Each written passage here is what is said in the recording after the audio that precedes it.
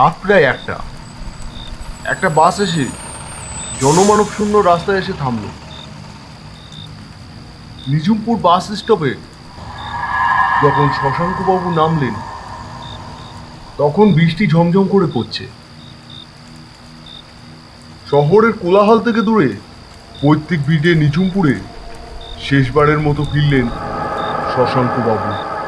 কিন্তু নিয়তির পরিহাসে বাসটা তাকে গ্রামের আগেই ওই অভিশপ্ত জঙ্গলের রাস্তায় নামিয়ে দিল।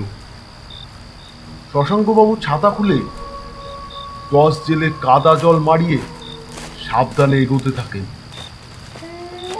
চারপাশের পরিবেশ অসহ্য রকমের থমথমে। বৃষ্টির শব্দ ছাড়া আর কোনো আওয়াজ নেই। জঙ্গলের গাছগুলো যেন জীবন্ত হয়ে তাকে দেখছে।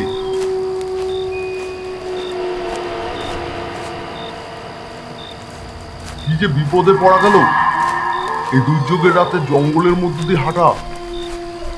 চারিদিকের পরিবেশটা কেমন যেন গা ছমছম করছে।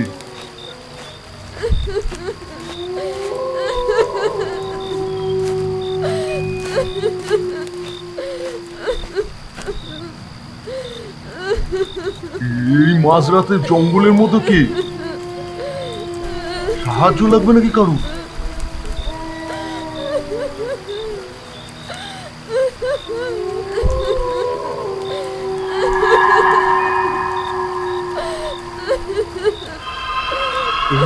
কে কে কে কে কে ওখানে? কে? সামনে এসো। না, এখানে দাঁড়ানো ঠিক হবে না। কে জানে ওই জঙ্গলের ভিতরে কি দাঁড়িয়ে আছে। কিন্তু শশাঙ্কবাবু উপলব্ধি করলেন তিনি একা নন। কিছু একটা তার পিছন পিছন যেন হেঁটে আসছে।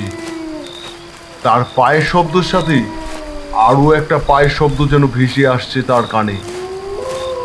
শশাঙ্কবাবু ঘাবড়ে গিয়ে আরো দ্রুত পা চালালেন। ভয়ে শশাঙ্কবাবুর গলা শুকিয়ে কাঠ। তিনি দৌড়ানোর জন্য প্রস্তুত হয়েছেন, ঠিক তখনই পেছনের শব্দটা থেমে যায়। তিনি সাহস করে ভয়ে ভয়ে পেছনের দিকে ঘোরেন। রাস্তা পুরো ফাঁকা।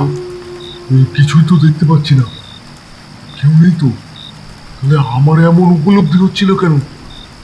আমার তো মনে হচ্ছিল আমার পিছনে কেউ হাঁটছে, কাউকে তো দেখতে পাচ্ছি না। হয়তো আমার মনের ভুল। একা রাস্তায় চলছি বলে হয়তো আমার মনের ভিতরে এমন হচ্ছে। একটা স্বস্তির নিঃশ্বাস ফেলে তিনি সামনে ঘুরতেই তার হৃৎপিণ্ডটা যেন থেমে গেল।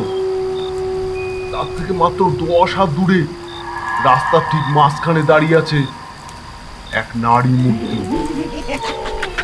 রাস্তাতে একজন মহিলা দাঁড়িয়ে আছে মনে হচ্ছে।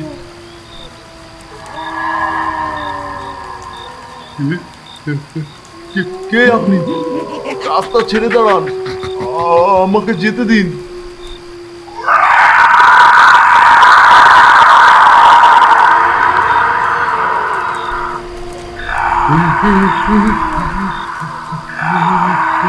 আমি কি দেখছি? আমি কি দেখছি?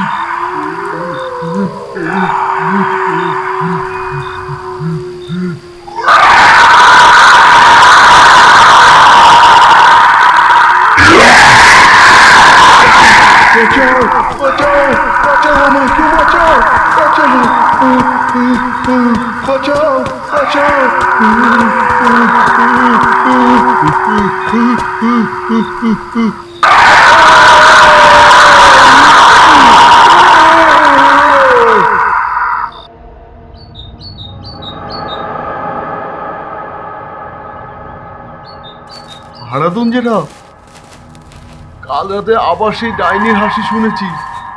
মনে হচ্ছিল জঙ্গলে ঠিক এইখান থেকেই আসছিল। কতবার বলেছি এই জঙ্গলের রাস্তায় রাতের বেলা বাইরের লোকের পা দেওয়া মানে সাক্ষাৎ মৃত্যুকে নেমন্তন্ন দেওয়া। কে জানে কাল রাতে কার আবার প্রাণ নিয়েছে এই পিশাচিনী। যদি কাউকে একা পেয়েছে তো এই পিশাচিনী তার নিজের খিদে না মিটিয়ে ছাড়ে না।